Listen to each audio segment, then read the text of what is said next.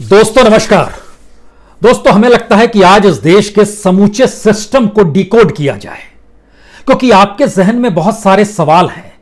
भारत की अर्थव्यवस्था क्या इतनी कमजोर है कि हम मजदूरों को घर तक नहीं पहुंचा पाएंगे?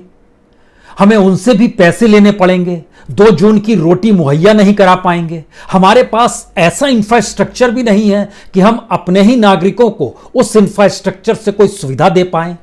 हमारे पास वो कौन सा सिस्टम है जिस सिस्टम में इस देश की इकोनॉमी को चलाने के लिए माइग्रेंट मजदूर ही काम करता है, जो गांव से शहर, शहर से महानगर, महानगर से विदेश तक चला गया। और उस इकोनॉमी को अगर हटा दिया जाए तो भारत की पूरी अर्थव्यवस्था ढहढहा के गिर जाएगी, जो अब नजर आ रहा है। तो फिर यह सिस्टम चलता कैसे है? और इस सिस्टम के भीतर में अगर माइग्रेंट मजदूर ना हो, अगर सिस्टम ढह रहा है तो माइग्रेंट मजदूर को ही हम सुविधा दे पाने की स्थिति में क्यों नहीं है? ये ऐसे सवाल हैं जिन सवालों के लिए हमें लगता है कि आज पिरामिड के ऊपर से हम देखना शुरू करते हैं। पिरामिड का ऊपर का मतलब है कि अभी तक हम ये मानकर चलते हैं कि दुनिया के अलग अलग देशों में जो भारतीय मजदूर हैं, जो भारतीय एनआरआई हैं, व्हाइट कॉलर हैं, और मजदूर जिन्हें ब्लू कॉलर कहा जाता है, कम से कम उनकी स्थिति तो अच्छी होगी। और अब समूची दुनिया में जब संकट आया है और वो भारत लौटना चाहते हैं, तो हमारे पास कोई ऐसा इंफ्रास्ट्रक्चर नहीं है जिसके जरिए हम अगर कोशिश भी करें तो उन्हें सभी अगर आना चाहें, भारत लौटना चाहें, तो हम उनको 1 महीने में भी ला पाए। जी नहीं, हमारे पास इंफ्रास्ट्रक्चर नहीं है। इतना ही नहीं, संकट इतना गहरा है कि भारत में सरकारी खजाना खाली हो चला है और स्थितियां ये आ गई है कि अब संकट में पड़े लोगों को संकट से निकालने के लिए भारत सरकार उन्हीं से पैसे लेगी। आप कहेंगे ये बात देश के भीतर तो हम देख रहे हैं। यकीनन रेलगाड़ी से सफर करना है तो आपको टिकट लेना पड़ेगा, बस से जा रहे हैं तो टिकट लेना पड़ेगा, हवाई जहाज से आएंगे तो भी टिकट लेना पड़ेगा, क्वारंटाइन में रहेंगे उसका भी पैसा देना पड़ेगा, मेडिकल जांच होगी उसका भी पेमेंट करना पड़ेगा, घर तक पहुंचाएंगे उसके पेट्रोल की कीमत भी आपको अदा करनी पड़ेगी। तो फिर इस देश का मतलब क्या है? इसे ही डिकोड करने की जरूरत है, क्योंकि एक बात जहन में बार बार आती है कि दुनिया भर में जो फैले हुए भारत के मजदूर और एनआरआई हैं, आज की स्थिति में चूंकि समूची दुनिया पर संकट है और हर देश अपने नागरिकों को देख रहा है, तो भारत को भी अपने नागरिकों को देखना चाहिए। और दुनिया में सबसे बड़ी तादाद में मजदूर कहीं पर हैं तो वह अरब देशों में है। अरब देशों के 6 देश ऐसे जहां पर सबसे बड़ी तादाद में भारतीय मजदूर हैं। उन मजदूरों की कौन सी हालत है, और क्या उन हालत के बीच में जब वो परेशानी स्थिति में आ गए हैं तो क्या उन्हें भारत कैसे लाया जाए? जिनके पास पैसा नहीं होगा वो कैसे भारत आएंगे? और भारत के भीतर भी ये सवाल निकल कर आ गया। स्थिति ये आ गई कि जिन लोगों ने भारत के अलग अलग हिस्सों में अपना पंजीकरण कराया था, रजिस्ट्रेशन कराया था कि हम अपने गांव लौटना चाहते हैं, उसका भी एक डाटा हमारे पास आया जिसमें पता चला, क्योंकि जब सरकार पैसे लेने लगी तो उन्होंने कहा नहीं, हम घर नहीं जाएंगे, क्योंकि कितना पैसा तो हमारे पास है ही नहीं कि हम टिकट लेकर घर जा सके। दूसरा, जो स्थिति होती जा रही है बेरोजगारी की और गांव की भी, उसमें हम लोग क्या करेंगे, कैसे जाएंगे, ये भी आपको बताएं। लेकिन आज डिकोड करने की परिस्थिति में हमने कहा है कि इस पिरामिड के टिप पर खड़े हो जाइए और जरा सोचना शुरू कीजिए कि क्या वाकई संकट में आए भारतीय नागरिकों को सुविधा देना, उनकी जरूरतों को पूरा करना, उन्हें अपने देश वापस लाना, यह जिम्मेदारी भी सरकार की नहीं होगी क्या? सरकार की जिम्मेदारी सिर्फ इतनी है कि हम हवाई जहाज भेज देंगे, आप आ जाइए, टिकट आप ही को लेना होगा। यह कौन सी स्थिति है? क्योंकि इस देश के भीतर की इकोनॉमी धीरे धीरे अगर माइग्रेंट वर्कर्स पे आकर टिक गई है, तो एक सवाल यह भी है कि अगर माइग्रेंट पर ही इकोनॉमी जा टिकी और इकोनॉमी ही माइग्रेंट हो गई, तो ऐसे में अगर अर्थव्यवस्था की मौत हो रही है तो माइग्रेंट बचेगा कैसे? और माइग्रेंट मजदूरों की मौत होगी तो इकोनॉमी कैसे बचेगी? यह भी जहन में रखिएगा। लेकिन बहरहाल, दुनिया भर के अलग अलग हिस्सों में भारत के तकरीबन 3 करोड़ लोग रहते हैं, जिसका जिक्र हमने कई बार किया है। लेकिन आज उन लोगों का जिक्र करने वाले हैं जो भारत लौटना चाहते हैं, भारत के नागरिक हैं, वहां मजदूरी कर रहे थे, वहां मुश्किल हालात है। उसमें अरब देश सबसे ज्यादा बड़ी तादाद में, क्योंकि वहां पर जो रजिस्ट्रेशन हुआ है, मजदूरों ने रजिस्ट्रेशन कराया कि हम लौटना चाहते हैं, उनकी तादाद जो जानकारी आ रही है तकरीबन 5 लाख तक है। जिसमें सबसे ज़्यादा यूएई के लगभग 2 लाख लोगों ने रजिस्ट्रेशन कराया है कि हम लौटना चाहते हैं। सवाल है, भारत सरकार ने पहले हफ्ते में पहली खेप में, जो आज से शुरू हुआ है, 7 तारीख से 13 तारीख तक 64 विमान उड़ान भरेंगे। 64 विमान के समानांतर मिलिट्री ट्रांसपोर्ट प्लेन्स भी जाएंगे और नेवल शिप भी जाएगी। हर विमान में 200 लोग ही बैठ सकते हैं, यानी 64 फ्लाइट में कुल तादाद हो गई 12,800 लोग बैठेंगे। बाकी जो 2,000 लोग हैं वो मिलिट्री ट्रांसपोर्ट प्लेन से आएंगे या नेवल शिप से आएंगे, जो कि अपने तौर पर ज़्यादा जगहों पर नहीं जाएगी। वह जाएगी मालदीव में जाएगी, वो जाएगी अरब कंट्रीज़ में जाएगी और वहाँ से लेकर आएगी। ये 2,000 पैसेंजर्स अलग होंगे। लेकिन भारत के कितने लोग अरब कंट्री में, पहले सिर्फ अरब कंट्री का जिक्र कर लेते हैं क्योंकि सबसे ज़्यादा फ्लाइट्स अरब कंट्री ही जा रही है। 10 फ्लाइट यूएई जाएगी, जहां पर 2 लाख लोगों ने कहा है कि हम लौटना चाहते हैं। लेकिन 10 फ्लाइट का मतलब क्या है? 10 फ्लाइट का मतलब हर फ्लाइट में 200 लोग हैं तो 2,000 लोग हुए। और इन रजिस्ट्रेशन कराया है 2 लाख लोगों ने। बाकी लोगों को कब लाएंगे, कैसे लाएंगे, ला पाएंगे नहीं ला पाएंगे, ये भी एक सवाल है। लेकिन यूएई के भीतर में रहने वाले भारतीयों की तादाद लगभग 34 लाख है। अब जरा सिलसिला देखिए, जो खास तौर से अरब कंट्रीज की स्थिति है। यूएई में लगभग रहते हैं 34 लाख लोग, सऊदी अरब में रहते हैं 25 लाख लोग, कतर में रहते हैं लगभग 7.5 लाख लोग जो इंडियंस हैं, कुवैत में रहते हैं लगभग 10.5 लाख लोग, ओमान में रहते हैं लगभग 7.5 लाख लोग, बहरीन में रहते हैं लगभग 3.5 लाख लोग। सबको मिला दीजिएगा लगभग 80-90 लाख लोग अरब कंट्रीज में रहते हैं। 5 लाख लोगों ने रजिस्ट्रेशन कराया। वहां के मजदूरों की स्थिति है कि फिलहाल वहां पर जो तेल कंपनियां हैं उनका काम भी ठप हुआ है और सिर्फ वही कंस्ट्रक्शन का प्राइवेट काम चल रहा है जो कंस्ट्रक्शन को पूरा करने की जरूरत थी। और इस स्थिति में सबसे ज्यादा काम अगर कहीं पर हो रहा है तो वो कंस्ट्रक्शन के क्षेत्र में मजदूरों को जोड़कर किया जा रहा है। इसके अतिरिक्त वहां पर सारे काम ठप पड़े हैं। अरब कंट्रीज के भीतर में जो भारतीय मजदूर नहीं, दुनिया भर के सबसे ज्यादा मजदूर रहते हैं और वहां की इकोनॉमी भी एक लिहाज से माइग्रेंट वर्कर्स पर ही टिकी हुई है। लेकिन इस दौर में जब वायरस का संकट आया है तो वहां पर मैक्सिमम भारतीय जो रहते हैं वो अपार्टमेंट्स में एक कमरे लेकर 5-5 लोग रहते हैं। कुछ स्लम्स भी हैं जहां पर रहते हैं। और अरब कंट्रीज के भीतर में कहा तो जा रहा है कि सबको सुविधा दी जाए, लेकिन अलग अलग देशों ने जो स्थिति लाई है उसकी औसत स्थिति निकालिएगा तो ये 2-3 बातें सामने आती है। पहली, अपने ही मजदूरों को पहले सुविधा देनी है, बाहर के मजदूरों को नहीं देनी है जो दुनिया के अलग अलग हिस्सों से आए हैं। दूसरी स्थिति, उनको बाहर निकलने भी नहीं देना है, उनको कॉन्ट्राइन ही रखना है, समाज से अलग ही रखना है। और इन सब के बीच चाहे तो उन्हें विदाउट पे लीव किया जा सकता है, उन्हें वापस भेजा जा सकता है। ये प्राइवेट सेक्टर को वहां हक भी दे दिया गया है। वहां पर स्थिति कब नॉर्मल होगी, कैसे नॉर्मल होगी, अभी कहना मुश्किल है। लेकिन इतनी बड़ी तादाद में वहां से लोग यहां अगर आएंगे तो यहां की स्थिति जो भारत की है, यहां पर रोजगार भी नहीं है। ये स्थिति और भयावह होती जा रही है जब शहर से रिवर्स पलायन होकर लोग गांव की तरफ लौट रहे हैं। स्थितियां नाजुक है। शहर के भीतर का संकट बार बार नजर आ रहा है। हर सेक्टर की स्थिति नाजुक है। भारत सरकार जो 64 फ्लाइट भेजे रही है उसमें 10 फ्लाइट यूएई के लिए, 7 फ्लाइट अमेरिका भी जाएगी। 1 लाख का किराया देकर आपको लौटना है। अमेरिका में बड़ी तादाद में इंडियंस रहते हैं, तकरीबन 12.5 लाख तो एनआरआईज रहते हैं। इसके अलावा 44 लाख ऐसे भारतीय वहाँ पर मौजूद हैं जो कि अपने तौर पर उन्होंने, किसी ने ग्रीन कार्ड ले लिया है, कोई वहाँ के नागरिक हो गए हैं, उनकी भी तादाद है। ब्रिटेन से आने वाले 7 फ्लाइट्स आएंगी, उनको लगभग 50,000 देना होगा। सऊदी अरब से 5 फ्लाइट आएगी। सऊदी अरब के बाद सिंगापुर से भी 5 फ्लाइट आएगी। कतर से 2 फ्लाइट लाई जाएगी, लोगों को लेकर आएगी। मलेशिया, बांग्लादेश से भी 12,000 रुपये आपको देने होंगे अगर आप वापस आ रहे हैं। बांग्लादेश में तकरीबन 10,000 इंडियंस रहते हैं और ज़्यादातर लोग जो हैं काम करते हैं वहाँ पर, कपड़े का काम करते हैं, जूट का काम करते हैं। भारत में पूरा का पूरा ठप कर दिया गया। जो पूरा इलाका था नॉर्थ ईस्ट और बंगाल को मिला लीजिए, जूट इंडस्ट्री तबाह हुई, वहाँ पे डेवलप हुई। और बांग्लादेश में बहुत ज़्यादा कपड़ा और ख़ास तौर से सूती कपड़ा बनता है जिसमें भारतीय मजदूर वहाँ काम करते हैं। स्थिति वहाँ ठप पड़ी है क्योंकि अंतर्राष्ट्रीय बाजार में अब उस कपड़े की मांग नहीं हो पा रही है। कुवैत में 5 फ्लाइट दी जा रही है, फिलीपींस में 5 फ्लाइट दी जा रही है, ओमान में 2 फ्लाइट दी जा रही है, बहरीन में 2 फ्लाइट जा रही है। इस परिस्थिति में 3-4 चीज़ें समझिए। जो खास तौर से अमेरिका है, ब्रिटेन है, सिंगापुर है।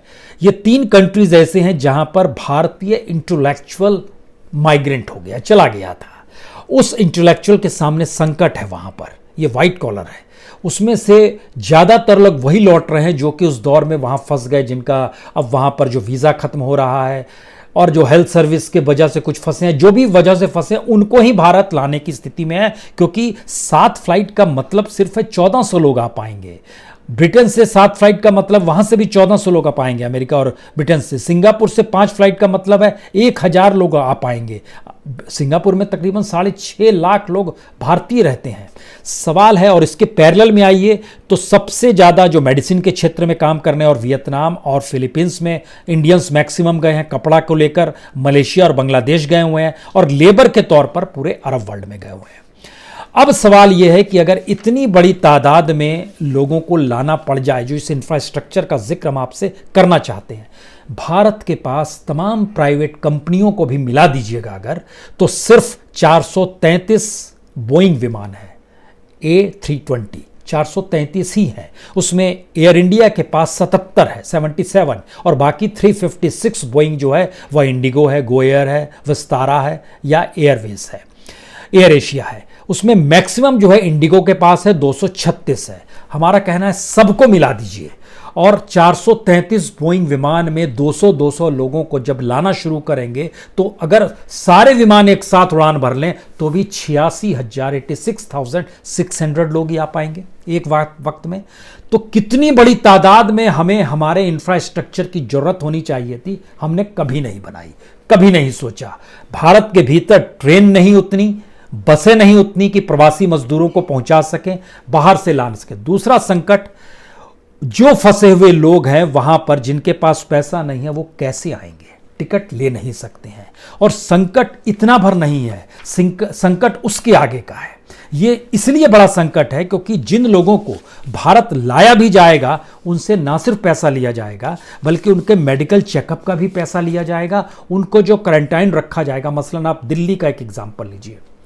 दिल्ली के भीतर जो लोग पहुंचेंगे उनको 14 दिन क्वारंटाइन रहना पड़ेगा। 11 डिस्ट्रिक्ट है, 11 होटलों को हायर किया गया और कहा गया हर होटल में आपको एवरीडे 3000 प्लस टैक्स देना होगा। इस 3000 में रहना खाना दोनों होगा, यानी खाने की व्यवस्था भी होगी। अब 14 दिन किसी को रहना है और 3000 एक दिन का है, तो लगभग 48,000 उसके पास होने चाहिए क्वारंटाइन रहने के लिए।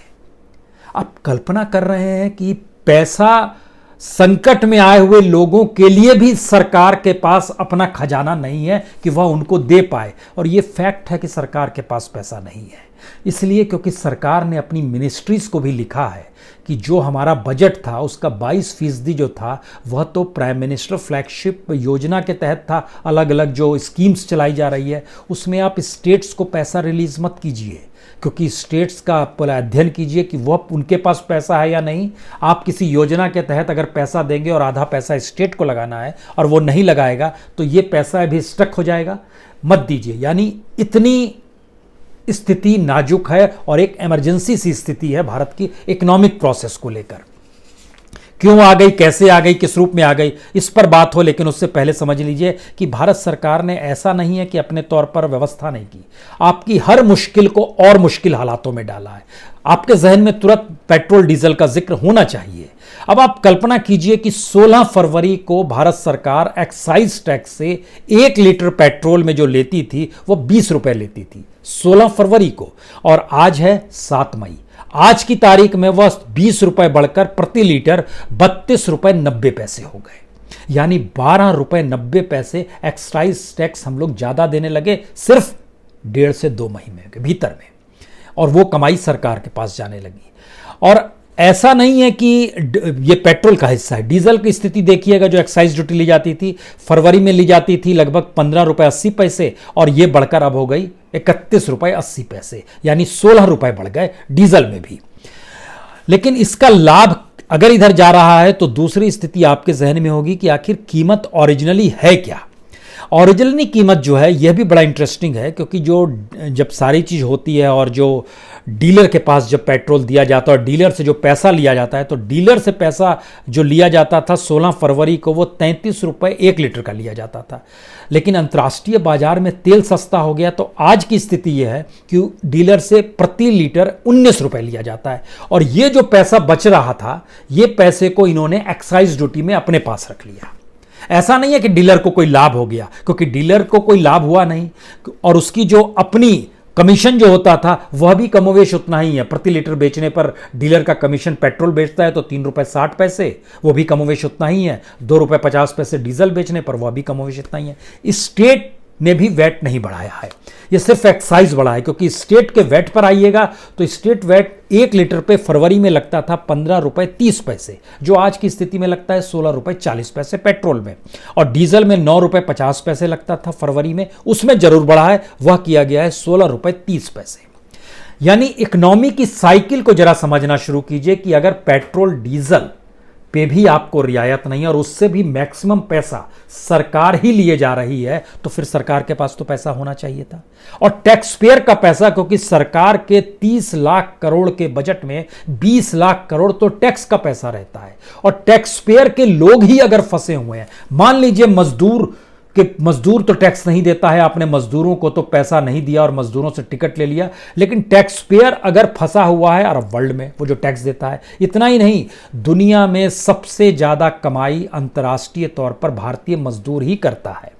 और वो मजदूर जब कमाता है तो उसको टैक्स के तौर पर भारत सरकार भी लेती है। यह भी आपके सवाल जहन में होगा कि आखिर वो कितनी कमाई है जो भारत सरकार के पास। भारत दुनिया से जो कमाता है तकरीबन 7,800 करोड़ डॉलर हर साल, ये कमाई है भारत सरकार की। और इस कमाई को जब वो भारत में लेकर आता है तो यहां पर भी उससे वसूल लिया जाता है कि आपको टैक्स देना पड़ेगा, उसको भी हम रियायत देने की स्थिति में नहीं है। तो ये आप जरा सिस्टम को समझिए, ये सिस्टम चल कैसा रहा है। इंफ्रास्ट्रक्चर है नहीं, इकोनॉमी जवाब दे गई है, पॉलिटिकल विल पावर जनता को और ज़्यादा परेशानी में डालते हुए उससे और ज़्यादा पैसा लेने की स्थिति में आ गया है। तो स्थिति क्या होगी, खास तौर से तब जब हम अरब वर्ल्ड का जिक्र कर रहे थे, तो वहाँ की जानकारी नवंबर 2019 में, जरा कल्पना कीजिए किन हालत में भारत के मजदूर देश को छोड़कर विदेश जाते हैं। अरब वर्ल्ड का डाटा जो पार्लियामेंट में दिया गया, वी मुरलीधरन स्टेट मिनिस्टर, उन्होंने बताया कि एक्सटर्नल अफेयर के स्टेट मिनिस्टर है, उन्होंने नवंबर 2019 में एक सवाल के जवाब में बताया कि 2014 से लेकर 2019 तक, यानी 5 साल में अरब वर्ल्ड में रहने वाले 33,988 मजदूरों की मौत हो गई। यानी हर दिन 18-19 मजदूर मरते हैं एवरेज, हर महीने लगभग 560 मजदूर मरते हैं एवरेज। अब आप कल्पना कीजिए कि हर साल मजदूरों की तादाद, मरने वाले की तादाद जो है अरब वर्ल्ड में भी लगभग 6,800 तक है। और उसमें जब वहाँ के मजदूरों की हालत है और वहाँ की स्थितियों को, जब दिक्कतों को बताया गया और इन दिक्कतों के सामने आया कि वहाँ पर वेजेस का पेमेंट सही नहीं हो रहा है, वहाँ पर जो लेबर राइट्स और जो बेनिफिट है वो नहीं मिल पा रहा है, जो इंश्योरेंस होना चाहिए वह नहीं हो पा रहा है, रेजिडेंशियल परमिट के लिए उन्हें परेशानी होती है, वीकली अलाउंस नहीं मिलता है, वह टाइम नहीं मिल पा रहा है, वीकली हॉलीडे दूर की बात है, फोर्स किया जाता है लंबे समय तक काम करने, लॉन्ग आवर्स के लिए काम करने के लिए, वो कितने भी घंटे हो सकते हैं। एक नॉर्मल सिचुएशन में जब भारत सरकार कहती है पार्लियामेंट में कि एक नॉर्मल सिचुएशन में इस तरह की शिकायतें हमारे दूतावास को मिली है और लगभग 15,501 शिकायतें सिर्फ जनवरी से अक्टूबर 2019 के बीच में इंडियन एम्बेसी ने वहां पर दर्ज की है, तो अब जब स्थिति बिगड़ी है तो सोचिए क्या स्थिति होगी। यह सिर्फ सोचा जा सकता है। और ऐसे में अगर देश अपने ही नागरिकों के साथ खड़ा नहीं होगा तो कौन सी हालत होगी। और अगर खड़ा हो पाने की स्थितियां नहीं है तो फिर ऐसी कौन सी स्थिति है कि आप नहीं खड़ा हो पाए और आपने इकोनॉमी को इतना खोखला बना दिया, जबकि आपकी रईसी में कोई अंतर नहीं आया है, आपकी रईसी अभी भी वैसे ही है। आप ध्यान दीजिएगा, कभी भी किसी भी मंत्री संत्री और प्रधानमंत्री या मुख्यमंत्री अपने तौर पर एक गाड़ी में नहीं निकलता है, आगे पीछे पूरा एक सैलून चलता है, एक रेला चलता है। यानी खर्च अपरंपार है। आज उसका जिक्र बताने की जरूरत हम नहीं समझ पा रहे हैं, क्योंकि जिन बातों का हम आपसे जिक्र करना चाह रहे हैं उसमें सिर्फ इन बातों का महत्वपूर्ण स्थिति है कि जब वो संकट में है तो उसके लिए हमारे पास रास्ता क्या होगा या रास्ता किस रूप में होगा। क्योंकि हमने देश के भीतर में देखा कि कर्नाटक में फैक्ट्री मालिकों ने और रियल एस्टेट वालों ने कहा मजदूरों को वापस मत भेजिए। कर्नाटक के मुख्यमंत्री ने कहा नहीं भेजेंगे। उन्होंने कहा अगर भेज दीजिएगा तो ये वापस नहीं लौटेंगे तो हमारी इंडस्ट्री चौपट हो जाएगी, हम कुछ काम नहीं कर पाएंगे। तो ये बंधुआ मजदूरी की स्थिति भी आजाद भारत में 21वीं सदी में ये कर्नाटक में दिखाई दी। दूसरी स्थिति तेलंगाना से नजर आई, जहां के मुख्यमंत्री ने कहा कि बिहार और यूपी के मुख्यमंत्री कह रहे हैं कि आप इतनी बड़ी तादाद में मत भेजिए मजदूरों को, हमें बड़ी मुश्किल होगी, तो हमने रेलगाड़ी भेजना बंद कर दिया। यानी एक अजीबोगरीब स्थिति है इस देश के भीतर में, जहां पर अपने ही देश में रहते हुए नागरिक अपनी बेसिक जरूरतें, उसके जो अधिकार हैं उससे भी वंचित है। और वो इसलिए वंचित है क्योंकि उस इकोनॉमी को ध्वस्त नहीं होने देना है, उसकी जिंदगी ध्वस्त हो रही है, वो किन हालातों में मर रहा है, खप रहा है, उसकी स्थितियों को नहीं देख के हम दरअसल अभी भी उसी मनस्थिति में जी रहे हैं जहां पर ये पूंजी पता नहीं कैसे डेवलप हो जाएगी। जब सारी चीजें ध्वस्त हो रही है तो आप सब सपना देख रहे हैं क्या? दिल्ली की लाल दीवारों में बैठकर या तमाम जगहों पर जो लाल दीवारें होती है उसमें बैठकर सपने देखे जा रहे हैं? क्योंकि खुद सरकार के आंकड़े बताते हैं लगभग 14 करोड़ लोग जो फार्मिंग से नहीं जुड़े हुए थे वो बेरोजगार हैं। जो फार्मिंग से नहीं हुए जुड़े लोगों की तादाद है, यानी जो खेती मजदूरी से नहीं जुड़े हुए हैं, उनकी तादाद देश में लगभग 26 करोड़ है। और उन 26 करोड़ में से 14 करोड़ लोग बेरोजगार हैं, ये सरकार मान रही है। लगभग 6 करोड़ 70 लाख लोग तो लॉकडाउन में फंसे हुए हैं। ये सरकार का डाटा है जो कि रजिस्टर्ड मजदूरों के बारे में है। 6 करोड़ 70 लाख लोग फंसे हुए हैं। कोई इंफ्रास्ट्रक्चर हमारे पास नहीं है उन तक पहुंच के उनको घर पहुंचाने का, 2 जून की रोटी व्यवस्था करने का। पैदल लोग इसलिए निकल पड़ रहे हैं क्योंकि कोई उपाय नहीं है। जहां रह रहे हैं वहां भोजन नहीं मिल पा रहा है। बाहर निकलते हैं तो पुलिस के डंडे पड़ते हैं।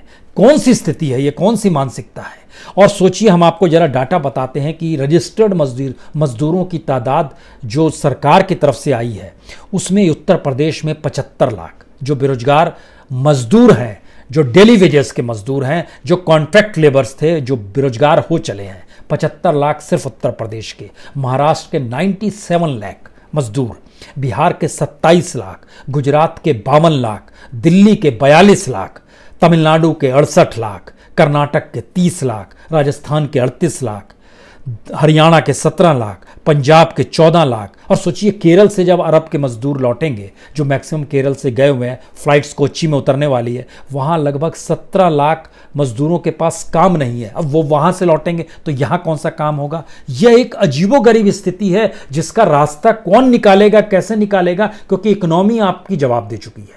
आप अपने मंत्रालयों को चला पाने की स्थिति में नहीं है, अपनी योजनाओं को चला पाने की स्थिति में नहीं है, अपने फ्लैगशिप प्रोग्राम्स के लिए आपके पास पैसा नहीं है। इतना ही नहीं, सरकार के भीतर अलग अलग मिनिस्ट्रीज ने जो पेमेंट देने के लिए, अब महीना शुरू हुआ जब मई का, तो पेमेंट देना उसके लिए भी पैसा पूरा नहीं आ पा रहा है। वो बजट भी श्रिंक कर गया है।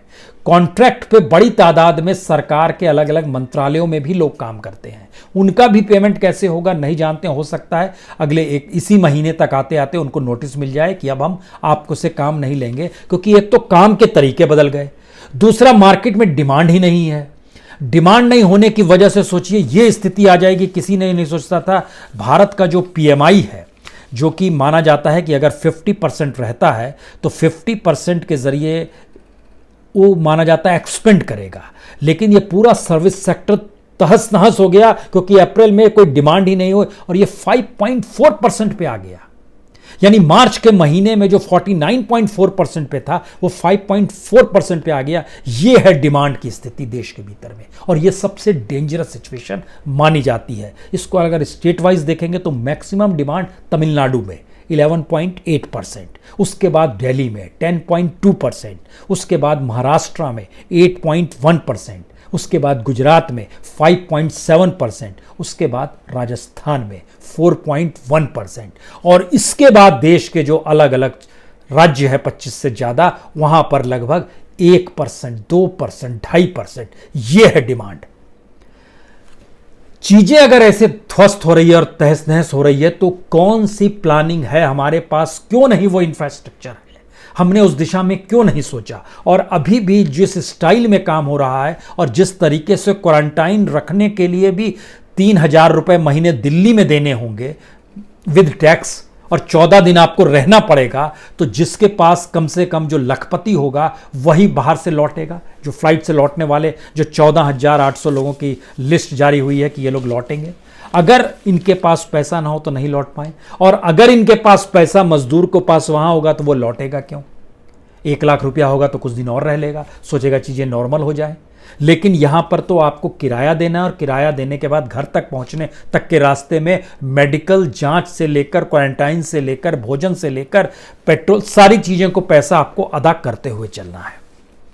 और आपके पास कोई इंफ्रास्ट्रक्चर इस देश के भीतर में है नहीं जिसके जरिए इस बात का जिक्र हो कि हम आपको फ्री ऑफ कॉस्ट पहुंचा देंगे। यानी देश हमारा है और हमारी चुनी हुई सरकार हम ही को वो सुविधा अगर दे पाने की स्थिति में नहीं आ रही है, तो अब इसके पैरेलल में 2-3 कल्पना और कर लीजिए। बड़ी तादाद में छात्र देश दुनिया के अलग अलग हिस्सों में पढ़ाई कर रहे हैं। दुनिया के अलग अलग देशों में रहने वाले ब्लू कॉलर यानी भारतीय मजदूरों की तादाद दुनिया के किसी भी देश के मजदूरों से बहुत ज़्यादा है। यानी भारत के ही मजदूर जो हैं लगभग 1,78,00,000 हैं, जो चीन से भी ज़्यादा हैं। चीन के भी तो दुनिया भर में मजदूर हैं, वह सिर्फ 1,12,00,000 है। भारत के 1,78,00,000 है। कमाई भी भारत के मजदूरों की होती है, उससे टैक्स भी सरकार ही वसूलती है, और देश के भीतर में काम करने वालों से भी टैक्स भी सरकार ही वसूलती है। इसका मतलब है कि हमने कोई पाइपलाइन बनाई ही नहीं। सवाल ये नहीं है कि सप्लाई चेन राशन के दुकान से लेकर एफसीआई के गोडाउन तक बनानी थी। सवाल ये था कि हमारी इकोनॉमी का वो पूरा स्ट्रक्चर जो था जिसमें आप टैक्स देते हैं, उस टैक्स के बदले में अभी तक हम लोग मानकर चलते थे कि सुरक्षा मिलेगी, सड़क मिलेगी, पानी मिलेगा। लेकिन धीरे धीरे जरा उसके भीतर घुसिएगा तो आपको समझ में आएगा पानी पे भी टैक्स है, उस पर भी सेस है, एनर्जी का भी सेस है, कम्युनिकेशन मोबाइल लेते हैं उसमें भी सेस और टैक्स लिया जाता है। ये सारी परिस्थितियों में जनता दे रही है, और आपने जिन्हें चुना है ये कहकर चुनते हैं कि दरअसल आप हमें देखेंगे और सही तरीके से पूरे सिस्टम को आप पाइपलाइन में इंप्लीमेंट करेंगे, जिससे एक जगह पानी डालिए और पानी नीचे निकल जाए। यानी रायसीना हिल्स पे पानी डलेगा तो खेत खलियान गांव तक लोगों तक पहुंच जाए। लेकिन यहां तो व्यवस्था ही नहीं है ऐसे पाइपलाइन की, और जिस तरीके से स्थितियां देश के सामने हैं या हम लोग देख पा रहे हैं, उसमें सरकार को उसी जनता से और पैसा चाहिए। और सबसे आखिर में सबसे बड़ी बात, पॉलिटिकल अल्टरनेटिव की सोच इस देश के भीतर में माना गया कि आखिरी प्रयोग केजरीवाल का हुआ, लेकिन केजरीवाल भी तो ध्वस्त हो गए इस दौर में। वह जिस वेलफेयर स्कीम के तहत थे अब उनका खजाना भी खाली हो गया। रिसिप्ट्स आ नहीं रही है, जीएसटी आया नहीं, टैक्स आया नहीं, अब कैसे चलाएंगे? तो आप सोचिए, सड़क पे पीने वाला जो शराब की दुकान पे खड़ा हुआ है वो छाती ठोक कर कहता है मैं तो बोतल इसलिए खरीद रहा हूं क्योंकि मैं केजरीवाल को मदद करना चाहता हूं।